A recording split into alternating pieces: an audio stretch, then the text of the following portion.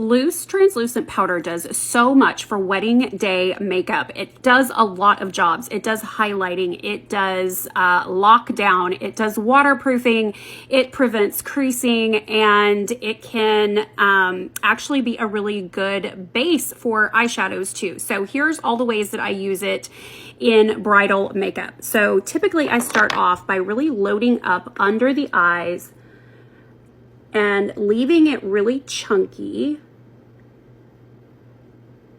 so it can catch the fallout from any eyeshadow.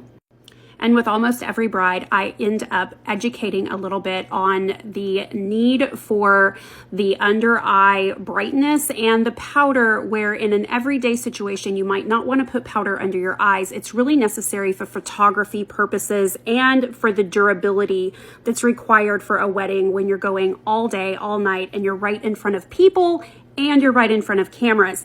So you're not going to see, and neither is anybody else, the texture that you might get from adding powder under your eyes when people are at an arm's length distance. So this clean up under here saves your photographer a ton of work in the Photoshop room, and it really gives you that brightness that makes you look perfect.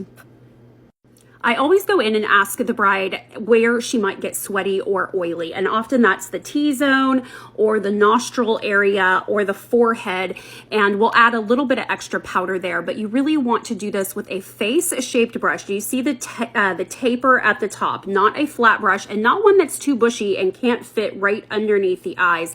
You really want it to be able to access all of those little places in your face, and a good brush can do that. It's kind of like power tools versus building a house with a hammer and nails. Because I always put foundation on the eyelids, I also go in with a little bit of setting powder and a fluffy brush and put it over the foundation. Now for me, the foundation was all that I really needed to kind of clean up my eyelid space, but sometimes eyelids can have a lot of discoloration and a concealer might be necessary, even a wax-based concealer for color correction. Any of those products though, we're going to go on in the thinnest layer possible. You want it to feel tacky, not slippery, and then once you have that coverage, you go in and set it with the powder, and that's going to make the perfect place for you to start laying down shadows. Usually I save baking for the end, but a sponge can do a really good job of making that nice straight line right here at the jowl area that can really end up creating a nice angled face and take a round face to a much leaner looking version. And then I would let this sit during the entire eyeshadow process.